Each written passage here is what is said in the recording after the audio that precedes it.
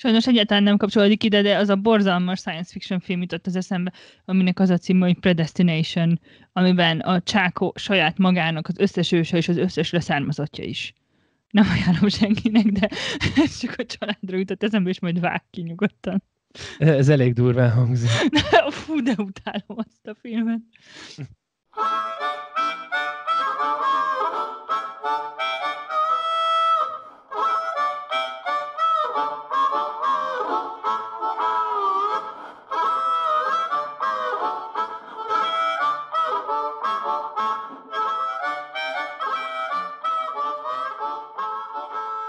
Sziasztok! Ez a Képregények titkos élete podcast második évadának harmadik adása. Az évadban a test a témánk. A Persepolis és a Ruins, azaz Roncsok című képregény után most ismét egy szuperhősös képregényt fogunk szétcincálni műsorvezető társammal, Mráz Istvánnal. Sziasztok! Én pedig Szép Eszter vagyok. Szóval úgy néz ki, hogy ebben a szériában a Marvel árnyelése, mert megint egy Marvel képregényt elemzünk, amely most jelenik meg, úgyhogy nagyon köszönjük a Fumaxnak a lehetőséget, hogy beszélhetünk Tom King a Vízió című képregényéről, amit István foglal össze nektek. Képregényt kezekbe, Vízió megunva a szuperhősködést, illetve egy kicsit többre vágyva, mint amit a szuperhős lét nyújtani tud, családot készít magának, és beköltöznek Washington külvárosába, ami egy ilyen abszolút amerikai kertváros, és itt próbálják az emberek életét élni, de ennek több akadálya is van, mégpedig, hát mondhatjuk azt, hogy azért, mert nem emberek? Egyszerűen? Azért, mert ahhoz, hogy nem emberek, mindenki máshogy viszonyul ők is, meg a közösség is. Tehát többféle akadályba is ütközik az ő érvényesülésük, és hát közben pedig nem tud szabadulni a szuperhős múltjától, nem tud szabadulni a saját múltjától, attól, hogy Ultron teremtette őt, és hogy ez mit is jelent az ő személyiségére nézve, és ez mit is jelent az ő családjára nézve. Mielőtt még nagyon belemennénk az elemzésbe, szeretnék mindenkit biztosítani, hogy spoilerek és végső fordulatok, meg a végső előtti fordulatok felfedése nélkül fogunk beszélni a képregényről, ugyanakkor az elemzés szándékával. Úgyhogy kezdjük azzal, hogy hogyan tetszett nekünk ez a képregény. Nekem egy ilyen pozitív megerősítés volt, hogy miközben beszéltünk róla olvasás közben chaten, akkor az volt a benyomásom, hogy mind a ketten egy kicsit nehezen rázoltunk bele ebbe a képregénybe, de aztán legalábbis nekem a végére nagyon megtetszett. Vagy már úgy az első harmada után nagyon megtetszett. István, te hogy viszonyulsz hozzá? Én nehezen éltem bele magamat ebbe a történetbe, mivel így nincs egy ilyen viszonyom a karakterhez, bár a Marvel filmekből ismerős, és nagyon szeretem Paul Bettany-t, aki egyébként őt játssza. Ennek ellenére nem igazán tudtam magamat így belevinni az ő világába és az ő életébe. Nagyon sokáig kívül voltam ezen, és a végére így bekerültem a képregény világába, meg így sokkal jobban együtt tudtam érezni a Vízióval. Ennek ellenére nem mondanám azt, hogy ez lesz a kedvenc képregényem, de teljesen rendben volt, és nagyon jó olvasás élmény volt, és azt gondolom, hogy ha valaki nagyon szereti a Marvel képregényeket, akkor ő neki ez egy abszolút must-have. Akkor lehet, hogy nekem jobban tetszett. Mondjuk, én most direkt olvastam Marveleket, mert képzem magamat. Olvasás közben azt gondoltam, hogy pont amiatt, hogy annyira jól adagolja a képregény az infót, amit tudnod kell az Ultron múltjáról, szerintem ajánlható olyanoknak, akik mondjuk csak a filmeket látták, és kevés képregényt is olvastak, nem csak Marvel, hanem ugye a világon kevés képregényt olvastak, azért, mert hogy annyira beviszi az olvasót, szépen vezeti az olvasót a történet, hogy így nem kell túl sok mindent tudni ahhoz, hogy megértsd vagy tud. Igazából most itt előttem van egy ilyen másik képregény, amiben tök fontos szereplő a Scarlet Witch. A Vízióban is nagyon vártam, hogy mikor lép már színre, miért nem szerepel, aztán igazából nem nagyon szerepel. Tehát akár ehhez a többi Marvel képregényhez képest is ilyen sokkal letisztultabb, egyszerűbb megjelenése van, és egyáltalán nem úgy néz ki, mint sok akcióképregény. Most mit értek ez alatt? Azt értem ez alatt, hogy nagyon geometrikus, nagyon szépen felépített, gyönyörűen színezett oldalak vannak, nem pedig mondjuk olyan panelek, amelyek így egymás fölé alá vannak helyezve, vagy kisebbek, nagyobbak, vagy dinamikusan elmozdulnak, hanem nem, ez egy ilyen nagyon klasszikus, nagyon szép képregény, aminek nekem külön tetszett a rajzstílusa. Kivetni is fogom a Twitteren ezt a spanyol alkotót, aki ezt rajzolta, Gabriel Hernández Balta. A vizuális világ az lenyűgöző. Tehát ez a rajzstílus, ez nekem is tetszett. Azzal együtt, hogy általában idegenkedem a kicsit ilyen rajzfilmszerű megjelenítésektől, de itt abszolút tudtam vele menni, és tök jól működött. De ez a rajzfilmszerűség az elején kell is ahhoz, hogy eszedbe is van szerintem a Hihetetlen család. Vagy legalábbis nekem egyszerre jutott eszembe Spike Lee, meg a Hihetetlen család, ami miatt elnézést kérek minden kultusznaptól, de hát ez van. Hogy él a Washingtonban, vagy nem tudom, a kertvárosban ez a szuperhős, csak ők ugye nem titkolják, hanem nyíltan szuperhősök, de ugyanúgy egy ideális családot akarnak megtestesíteni. Nagyon cuki az is, hogy igazából rögtön az első oldalon így ajtót nyitnak ennek a környezetnek, aztán még egyszer a képregényben, tehát így folyamatosan megismétlődik azt, hogy az ajtónyitás motívuma, vagy kinyitják ki az ajtót a közegnek, vagy átmennek az ajtón, vagy ignorálják. Egyszerre szól így róluk, mint hihetetlen családról, akik teljesen irreálisak, mert hogy egy teremtmény teremtette őket. Mondjuk minden ember így készül. Na mindegy. Meg egyszerre szólnak erről a közösségi összecsapásról is, amit, vagy hát nem összecsapás, mert esélye sincs a közösségnek. Akkor mi? Közösségi nézeteltérés, vagy előítéletek is. És ha már a közösségek összecsapásánál tartunk, akkor meg szeretném említeni, hogy a Velencei Kalmár című Shakespeare darabnak tök fontos szerepe van ebben a képregényben. Ez is társadalmi csoportok és családok belső konfliktusáról szól, akár csak a vízió.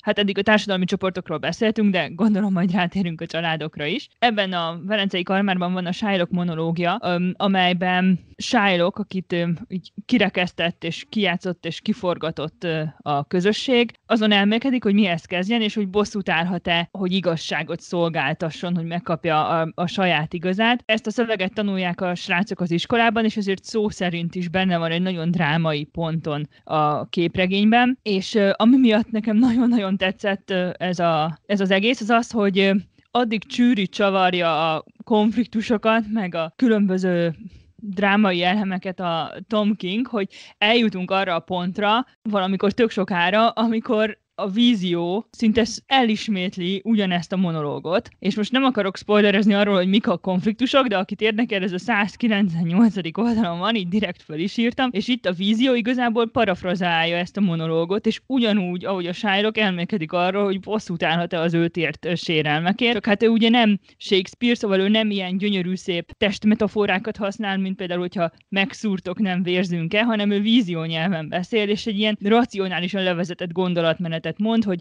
különböző filozófiai iskolákat végiggondolt, és a bosszúval kapcsolatban arra jutott, hogy, és ezt most itt megint nem fogom elmondani. Nagyon okosnak tartom azt, hogy nem csak mint tananyag van jelen Shylock monológia, hanem vízió egyik legmélyebb élményét fejezi ki, és igazából így ez az elem a képregény elején előrevetíti az egyik nagyon mély drámai konfliktust ebben a képregényben. Ha megnézzük az első oldalt, én mindig nagyon szeretem a képregények első oldalát elemezni. Ez is ugye egyből azt csinálja, hogy bemutat bennünket a kisváros egyhangú hétköznapjainak, ahol az emberek az amerikai fővárosban dolgoznak, és ez az a környék, ahol a vízióék költöznek, és akkor egyszer csak ott van ez amit először nem is biztos, hogy értelmez az olvasó, hogy a postaládájuk, amely az ő színeikben, a zöld-pirosban pompázik, és nem hagyományos postaláda, mert lebeg.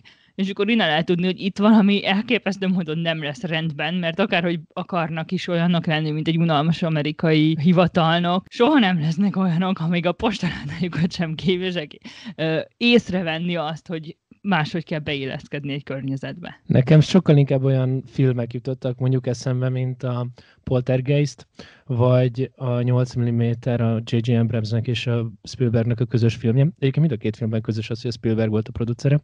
De hogy ugye amikor ezek arról szólnak, hogy a kertvárosba, ami egy ilyen nyugodt idilli környezet, kerül valami, ami nem odavaló, és hirtelen ez a közeg egy ilyen veszélyes, vagy egy kicsit kiismerhetetlen helyé válik, és itt is kicsit ugyanezt történik, hogy ők bekerülnek ebbe az egyensúlyba, amit felborítanak, hát akaratukon kívül rengeteg kellemetlen dolgot okoznak az ott élő embereknek, amitől egyébként ők maguk is meghasonulnak. Tehát, hogy ez a képregény is egy kicsit ennek a kertvárosi, külvárosi idillnek a lebontását célozza, és ezzel együtt meg egy szuperhős történet.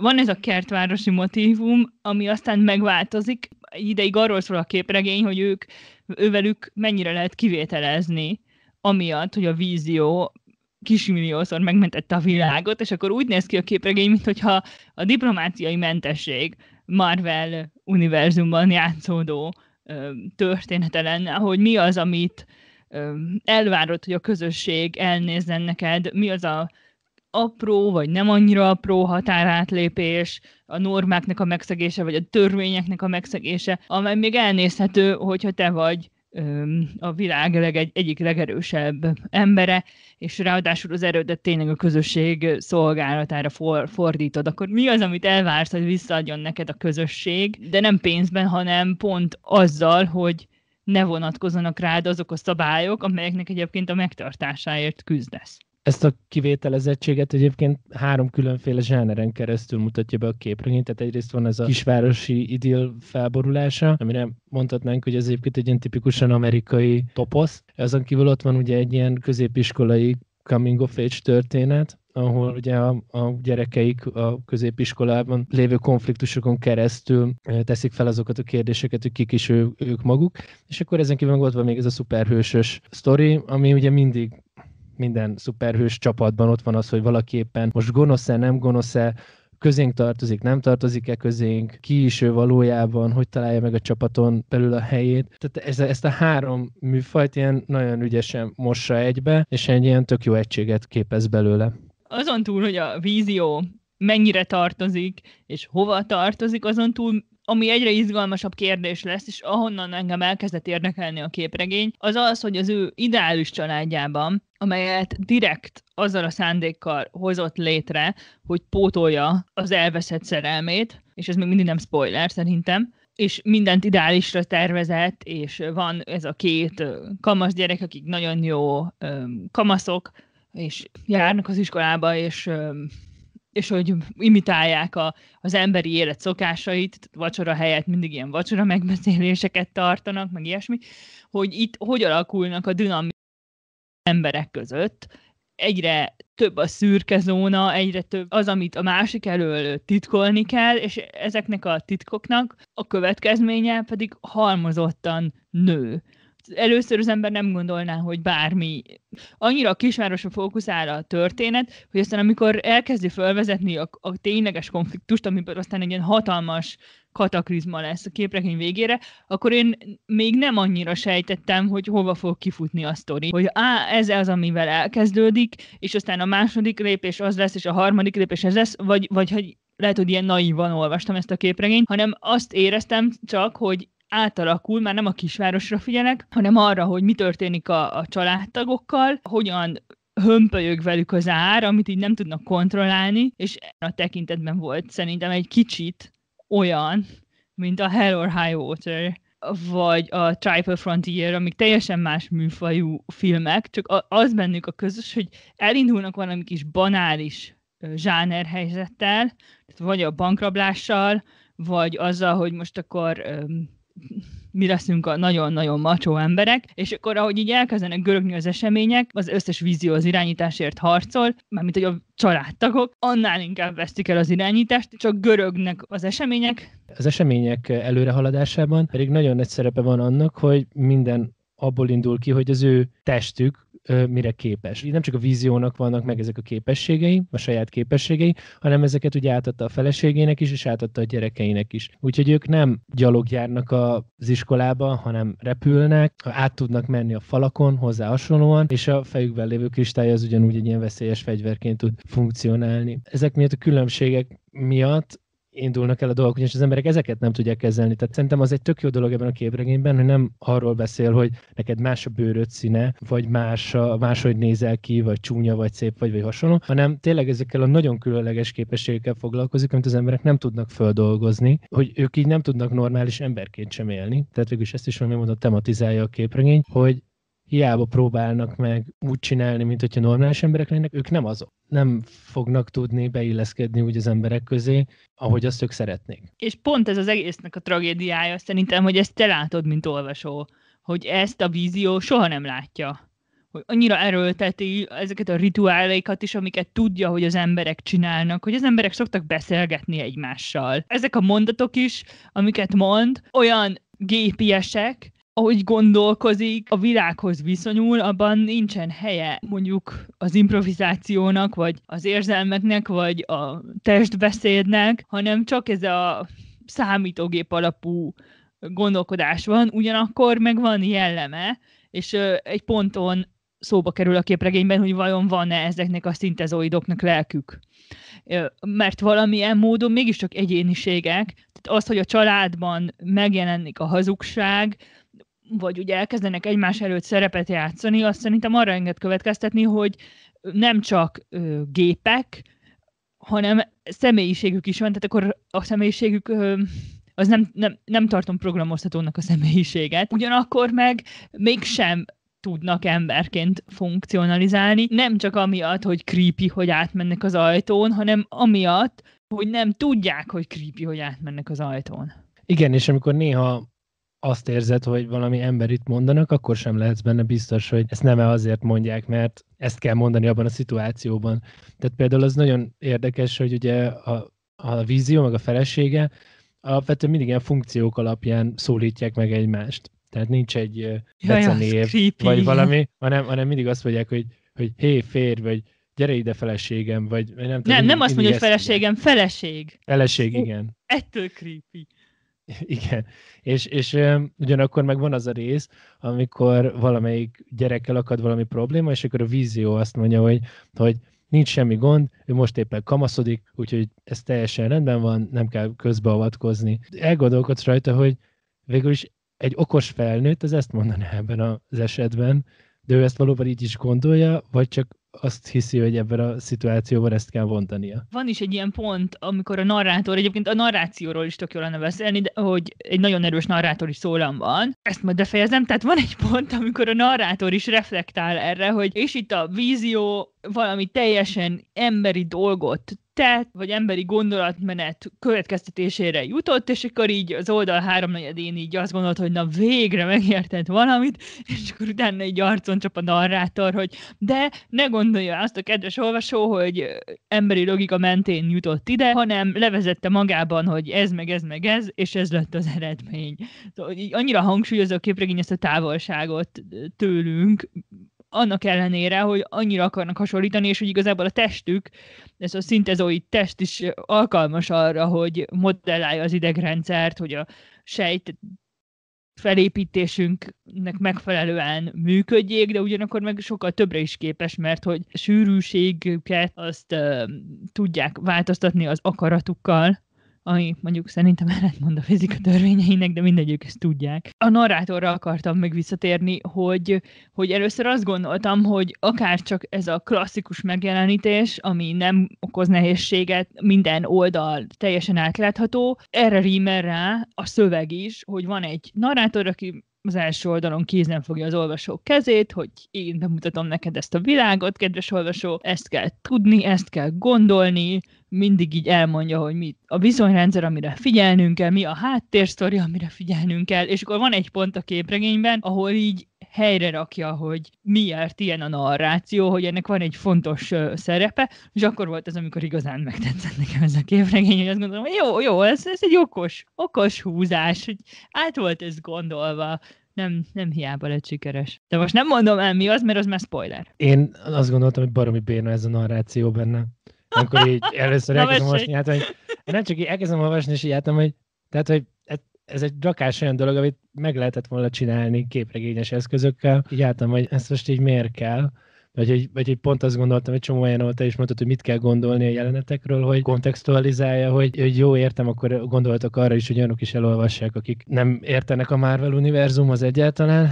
De aztán amikor van az a csavar, amikor kiderül, hogy ez mi is, akkor azt mondtam, hogy na jó, oké, így ennek volt értelmem, és akkor onnantól el is tűnik a narráció, és ennek nagyon örültem egyébként.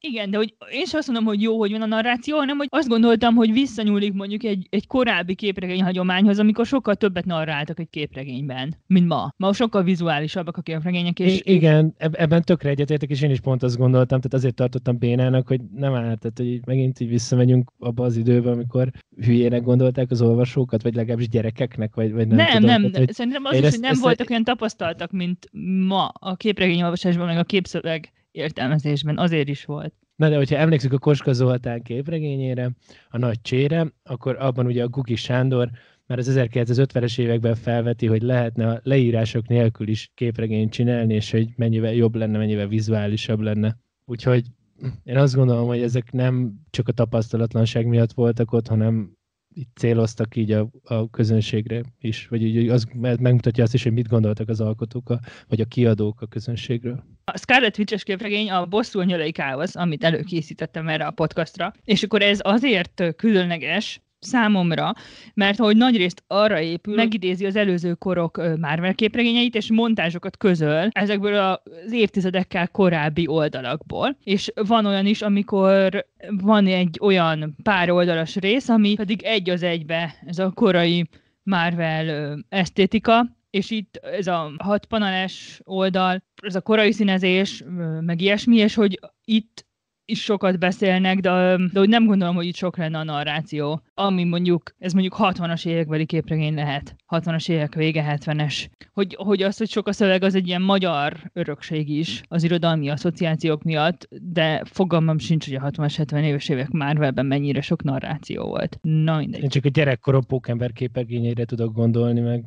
De a Pókember az arról szól, hogy a Pókember narrálja, hogy ugrál. De nem az más, tehát van, amikor van külső narráció is ezekben.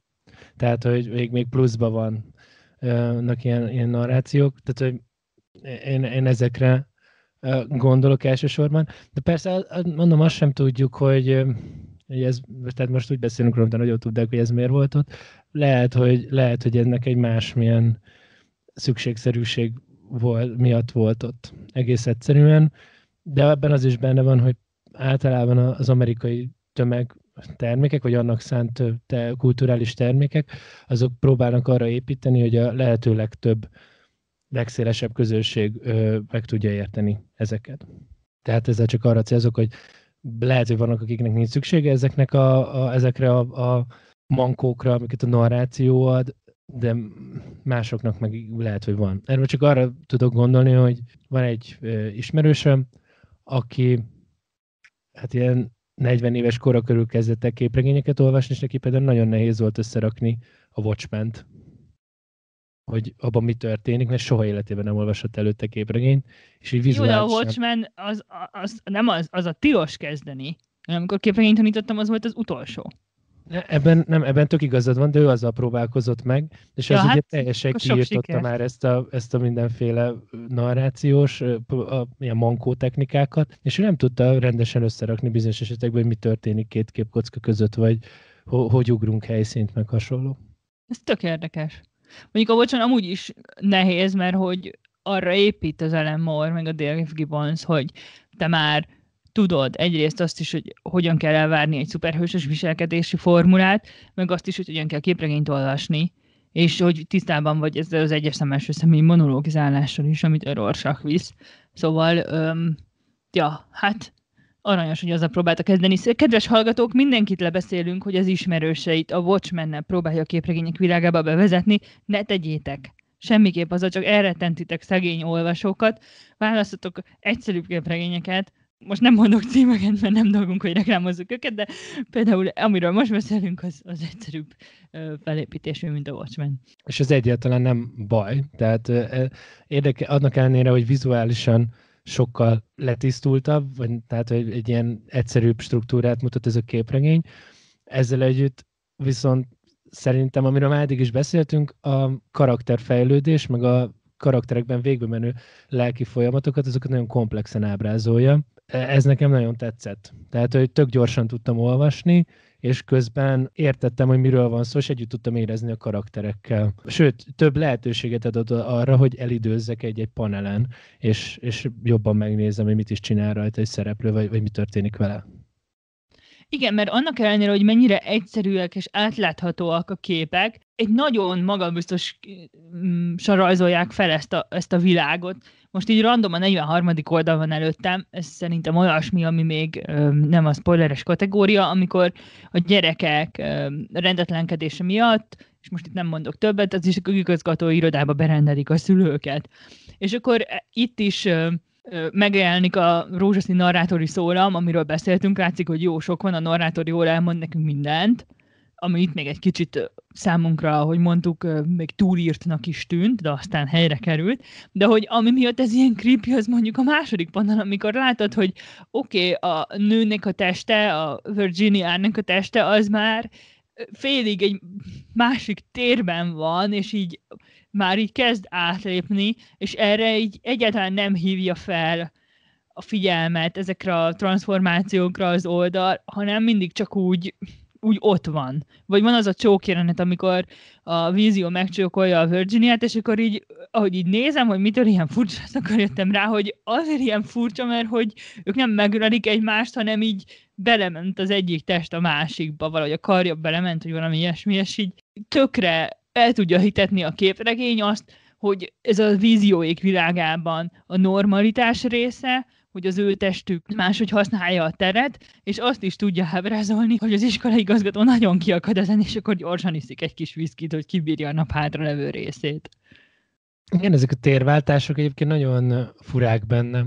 Főleg, hogy például egyébként néha zavarba is ejti az olvasót a képet, például pont, amikor felfedi a narrációt, vagy amikor elkezd utalni arra, hogy ki a narrátor, akkor is zavarba ejti sokszor a térváltásokkal, hogy hol is vagyunk éppen. Kicsit, mint hogyha így a víziónak a felfogását a mozgásról, vagy a terekben való ugrálásról akarná így az olvasó felé kommunikálni. Azzal együtt, hogy nagyon távol vagyunk a szereplőktől, azért szerintem van egy ilyen kicsit ilyen, mint hogyha egy ilyen idegen lény nézne más idegen lényeket. És ebbe például ez az iskolai igazgatós dolog is így belekerül. Ott már nincsenek ott a szereplőink, igazából nem is kéne ott lennünk, ez csak egy ilyen kis vicces adalék, vagy hát igen, egy ilyen vicces adalék voltak éppen a történethez. De úgy ott maradunk, és így tanulmányozzuk, hogy ez az ember még így mit csinál. Tehát van egy ilyen megfigyelő jellege a képregénynek. Tehát néha, hogy el tudunk gondolkozni, hogy miért pont ezt a látószöget választottuk, vagy miért pont onnan látjuk az eseményeket. Igen. Ezt annyira jól megfogalmaztad, mert én nincs csak, ahogy így olvastam, hogy gondolkoztam, hogy mitől ennyire furcsa ez a vizualitás, de hogy valóban így a geometrikus, meg a látószög, hogy ez van kiválasztva, és ez valahogy összefügg a vízió jellemével, jelenlétével, karakterével, emberségével, robotságával.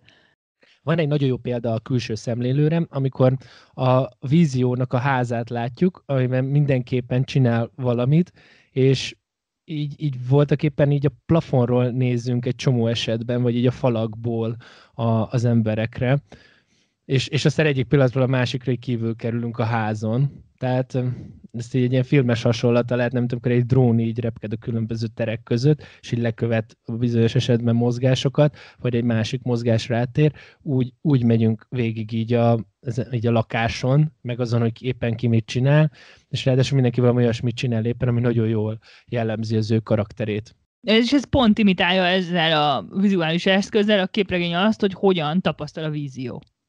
Igen, kicsit azt próbálja megjeleníteni.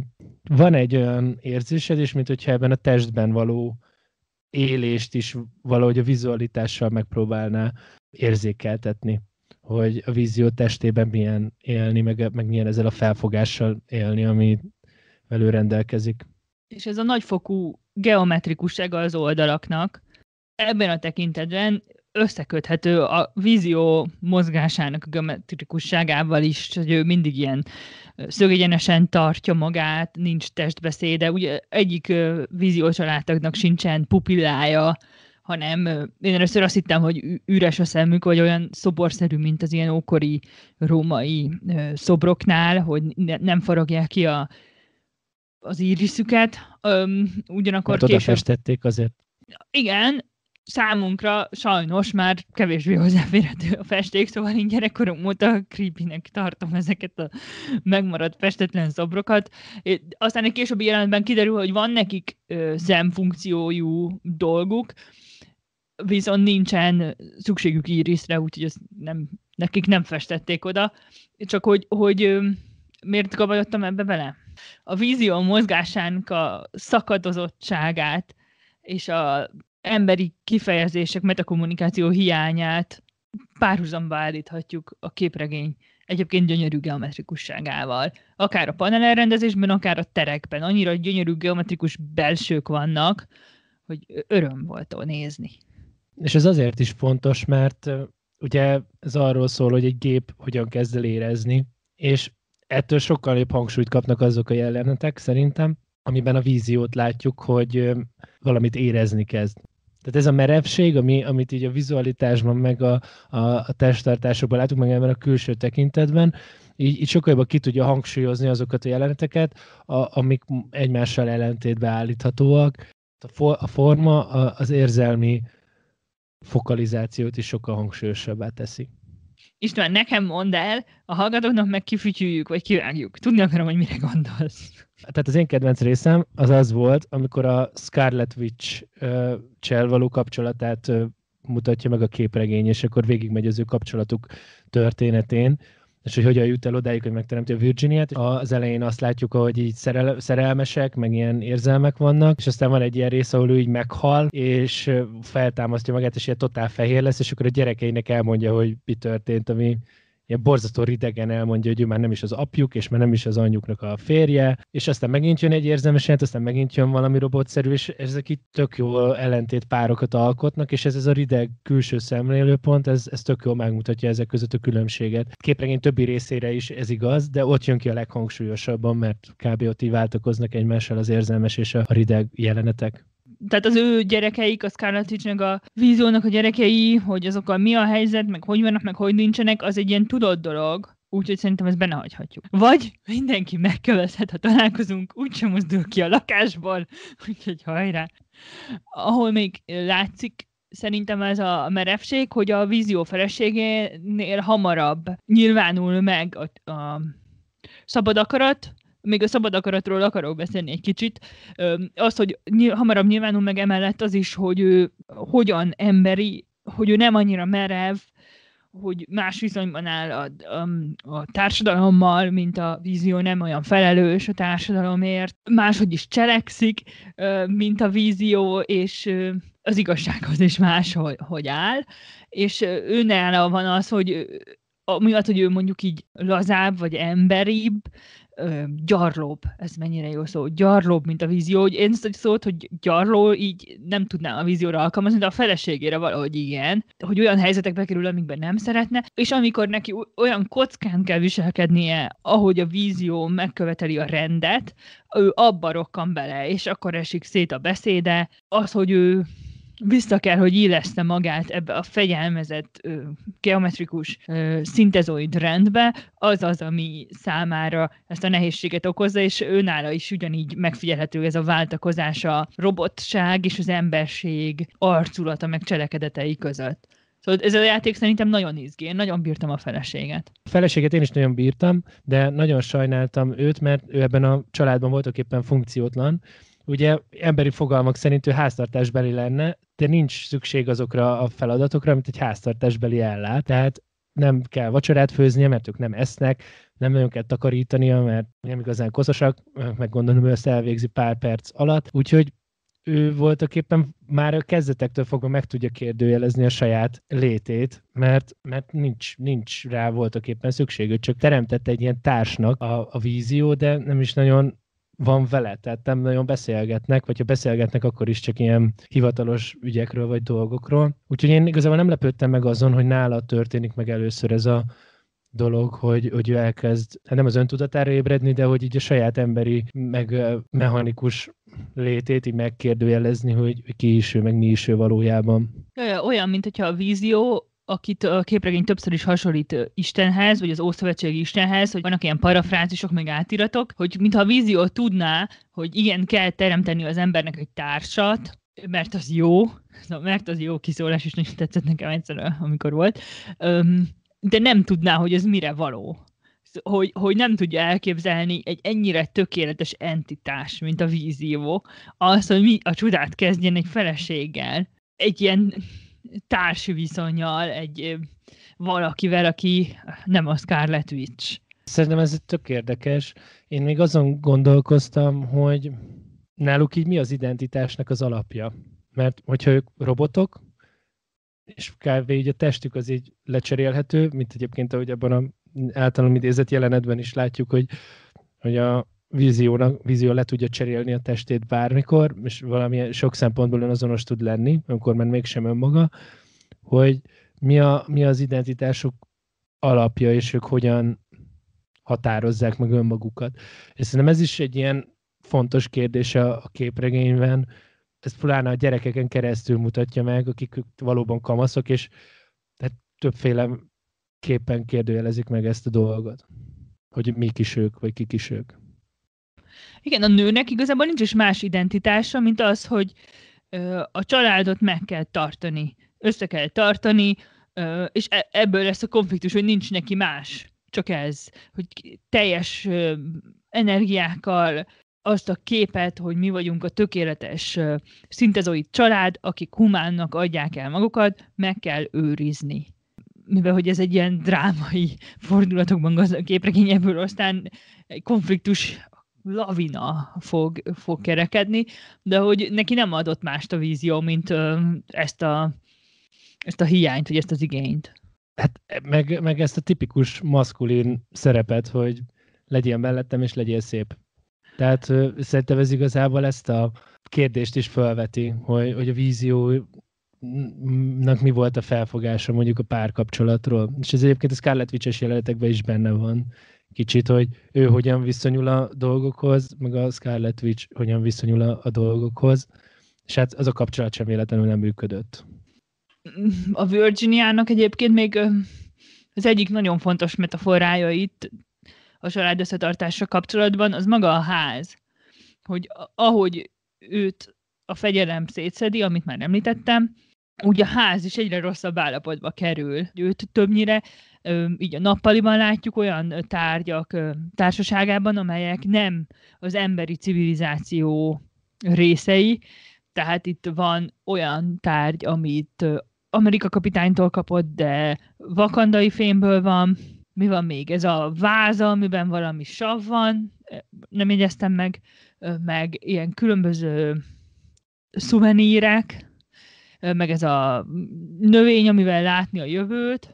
Itt is csak ő így ül, szóval, hogy így egy összetett tér, amiben lennének ezek az üres emberi funkciók, amiket nem tud betölteni, meg az, ahova ő is tartozna, de hogy igazából soha föl sem merül, hogy ő a szuperképességeit használhatná bármire, hogy lehetne belőle is egy bosszúálló, vagy egy bárki, aki cselekedhetne, hanem ő egy ilyen túlturbozott, nem tudom micsoda, túlturbozott háziasszony. De vagy amikor meg használja őket, vagy a közelébe kerülnek, hogy használja, akkor valami rossz történik, és emiatt is bűntudata van, és ez az, amit nem tud kezelni szintén, hogy a saját testében, hogy most emberi, vagy nem emberi, de ha meg nem emberi, akkor lehet-e olyan, mint a vízió, ha meg nem, akkor ő milyen tekintetben ember, vagy ezt hogyan lehetne ezt az ellentmondást feloldani. És ugye főleg egyébként az, amikor ő megpróbálja, vagy valamilyen módon használja a képességeit, azok a dolgok, amik elindítják a lavinát, amit aztán a hősök nem tudnak megkezelni. Jaja, hogy ő egy nagyon kihasználatlan szintezoid, akinek az ilyen szuperképességes megnyilvánulása igazából oda vezetnek, hogy ő az emberségét is sokkal jobban meg tudja élni, mert ilyen nagyon komoly feszültségeket él meg, nagyon komoly morális fájdalmakon megy keresztül, az igazság és a hazugság természetén gondolkozik el, és hogy vagy az emlékein gondolkozik, van egy olyan, még az elején, úgyhogy ez sem spoiler, hogy ő csak ül a szobában, és nézi az emlékeit az agyában, hogy ő az, aki tényleg a leginkább képviseli a képregényben azt, hogy elgondolkozunk azon, hogy mi az, amitől mi emberek, az olvasók emberek vagyunk, mi tesz bennünket emberré. Ez a sokféle érzelem, amit felsoroltam, a másik meg, amit így felvet a képregény, szerintem az a vicc. Hogy ugye egy vicc az végigvonul a képregényen, és hogy ugyan nevet rajta a feleség, de szerintem ő nem érti azt a viccet. Szerinted érti? Ő biztos, hogy nem érti a viccet, de pont ez még a másik érdekes ebben a képregényben, hogy az embereket nem nagyon mutatja meg. Tehát sokkal általában ezekkel a szintetizoidokkal vagyunk, és az emberekkel nagyon kevés időt töltünk, és azok a jelenetek, amik így az emberek között játszódnak, vagy amiben emberek szerepelnek, azok egyébként mindig nagyon hangsúlyosak, és valamilyen módon előre mozdítják a szüzsét, de mégis igazából magukról az emberekről keveset tudunk meg belőlük. Inkább valahogy a leírásokban szerepel, hogy mit csinálnak az emberek, és mégis, annak ellenére, hogy így a viszonyítási alapunk itt talán tényleg így a történet alapján kicsi, mégis valahogy ezt így az olvasó saját magától tudja, hogy milyenek az emberek. Tehát erre is valahogy így rájátszik a narratíva, hogy te tudod, hogy alapvetően milyenek az emberek, és érted, hogy mi az, amiben ők eltérnek. Mert hát erről van tapasztalatunk. Vagy legalábbis szerintem kevés hallgatóknak van tapasztalata szinte az úgy létéből. Akinek van, az mondja majd el. Itt igazából az egyik erényét akartam kihangsúlyozni a képregénynek, hogy nem tölt el baromi sok időt olyan hülyeségekkel, amikor a robot megérkezik a menzára, és akkor nem tudom, nem érti, hogy mi a tükörtojás, és akkor ott mindenki körül áll, és akkor elkezdik neki elmagyarázni. Szóval nincsenek ilyen dolgok benne. Egyszerűen ilyen hétköznapi megnyilvánulások vannak benne, de azt látod, hogy mindenki alapvetően emberként kezeli őket, és olyan dolgokat is tesznek vele. Tehát ez például ebben ez az érdekes, amikor például behívják, egyszer a rendőrségre kell menni a víziónak, és a rendőr egyszerűen nem érti a rendőr kérdéseit, vagy hogy a rendőr milyen kérdéseket tesz fel neki. Egyszerűen pedig a rendőr tök logikus kérdéseket tesz fel neki, amiket egy rendőr föltenne abban a szituációban, és ő ezeket így nem érti. Hát vagy másmilyen ilyen szituációk is vannak benne, amik ilyen abszolút életből vett jelenetek. Ja, az jó az a rendőrös, ez tök jó, hogy felidézed, és ott van az, amikor felvesztik a vízió vallomását, hogy hol tartózkodott, mit csinált, stb. És akkor ki tudja ezt megerősíteni, kérdezi meg a rendőr, és akkor azt szólja a vízió, hogy én ezt megerősítem, mert én mondtam, és amit én mondok, az igaz. Ez is ilyen ószövetségi, amikor mondja az Isten, hogy magamra esküszöm, mert én vagyok a legnagyobb hatalom, ki szavatolni tudja valaminek az igazság tartalmát. És itt ugyanezt játsz el a vízió, ez többször is megtörténik a képregényben, most nem fogok spoilerezni, és hogy ez az állítás, hogy én igazolom, mert én mondtam, ez egyre inkább erodálódik. Ez egy zseniális motívum szerintem, ami az igazsággal történik ebben a képregényben. Az igazsággal függ össze szerint még egy kérdés, amit én élveztem végig gondolni, hogy van-e vajon szabad akaratuk a vízióknak? Mert azért hozta létre az Ultron a víziót, hogy a bosszúállókat megsemmisítse, ártson, ahol tud. Most ezt így összefoglaltam. A képregény is összefoglalja egyébként ezt a kapcsolatot az Ultron és a vízió között. Van egy másik karakter, akiről eddig meg nem beszéltünk, a Viktor, aki szintén egy emberül kinéző gép, de ő sokkal jobban beilleszkedik a társadalomba, mert neki a bőrszíne nem piros, ami azért egy előny, és a Viktor esetében is az van, hogy őt is egy bizonyos célra hozták létre, amivel ő tisztában van, és küzd az ellen tudatosan, hogy ez a cél ne valósuljon meg. És a vízió is a múltjában már több ilyen küzdelmet lefolytatott. Szerintem az igen érdekes, hogy nem veszi észre a képregény folyamán, hogy így haradnak az események, hogy újra egy ilyen határhelyzethez érkezik, és újra arról van szó, hogy neki van-e szabad akarata, hogy őt beprogramozta tényleg az Ultron arra, hogy elpusztítja a bosszúállókat, vagy sem, hogy észre se veszi, hogy belesodródik ebbe, és szerintem ez mutatja azt, hogy ő igazán emberi lett. Hogy így megy a feje után, elgőzölt az agya, valamit tud az események egyik olvasatáról, valamit sejt egy másik olvasatról, így megy a feje után, nem érdeklik a következmények, és ezért volt az, hogy szerintem egy kicsit ilyen Hell or High Water-ös volt nekem, annak ellenére, hogy nagyon nem olyan, csak ez a fajta kicsit kétségbe esett izomagyú lendület. Igen, de látod, megint hasonlítottad valamihez, és erről is beszéltünk még a felvétel előtt, hogy nagyon sok olyan motívum van ebben a képregényben, amit már valahol láttunk, nem biztos, hogy tudjuk, hogy hol, de tudjuk, hogy ezt már valahol láttuk. De ebben a mixben, ahogy itt szerepel, így mégis újnak hat, és még egyszer el tud minket gondolkoztatni. Ez kicsit az jutott el az eszembe, hogy még a 2000-es években egy barátommal beszélgettünk az Isten háta mögött zenéjéről, ő nagy rajongó volt, nekem meg akkor mutatta meg, és még én a nagy rajongóvá válás előtt voltam, és akkor mondtam neki, hogy figyelj, ez a zenekar világ összes nagyon jó riffjét összerakta, összekeverte, és most is baromi jó, de hogy így először így nem éreztem, hogy ebbe bármi olyan egyedi lenne, ami így megütne. De aztán újra többször hallgattam, így beszívott, és egy idő után rájöttem, hogy ebben a kontextusban ezek a hangok, ezek a motívumok teljesen másak, és tök jól működtek. És egy idő után nem az volt az érzésem, hogy egy utánérzést hallgatok, hanem az, hogy ez egy teljesen új minőség. És szerintem a vízióban ez azért megvan, és annak ellenére, hogy az elején azt mondtam, hogy nem biztos, hogy annyira nagyon tetszett nekem, az azért benne van, hogy lehet, hogy még egyszer elolvasom. Pont azért, hogy megnézem még egyszer, hogy ezek a motívumok hogyan működnek. És ha már ezt egyébként el tudta érni, akkor az nagyon jó. Én is gondoltam arra, hogy azért olvasnám újra, mert kíváncsi vagyok, hogy azok a motívumok, amiket most már tudok, azok hogyan vannak beleszőve, mert hogy egyszerre nagyon sok motívumot sző össze, és van egy, amiről még nem is beszéltünk, pedig kellett volna, mert ennek magyar vonatkozása is van. Brandon Hackett, sci-fi író, Markovics Botonnak a Xeno című regényében egy család szereplői az igazság uralása érdekében milyen szövetségekre hajlandók.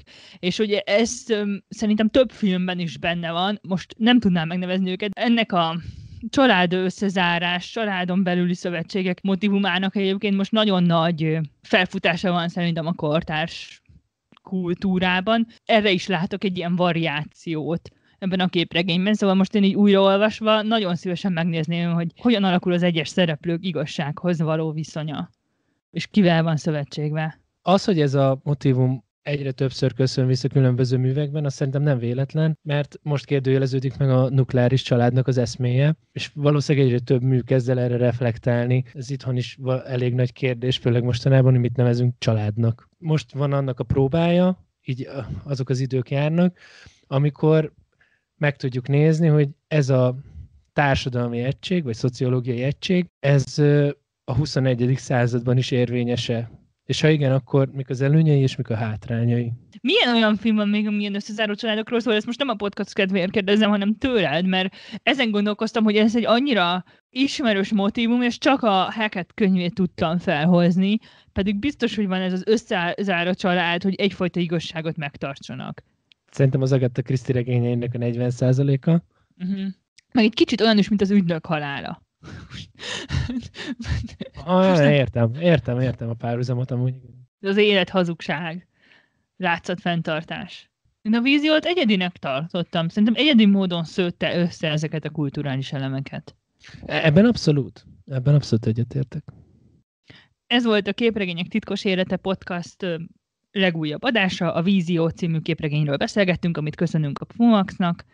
Ha tetszett ez az adás, vagy az előbbiek, akkor meghívunk benneteket, hogy nézzétek meg a Patreon oldalunkat is, ahol a nagy erő és a nagy felelősség csomagokból válogatva segíthettek abban, hogy tudjunk eszközöket venni az adások felvételéhez.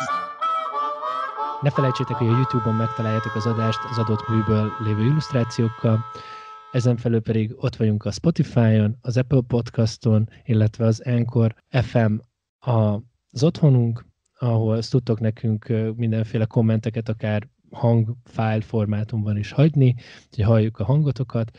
Várunk titeket vissza, a következő adásban az általunk idén olvasott legjobb képregényekből fogunk válogatni, amiket nagyon szerettünk, nem biztos, hogy idei megjelenések voltak. Köszönjük, hogy velünk voltatok ismét, és meghallgattatok minket. Vigyázzatok magatokra! Sziasztok! Sziasztok!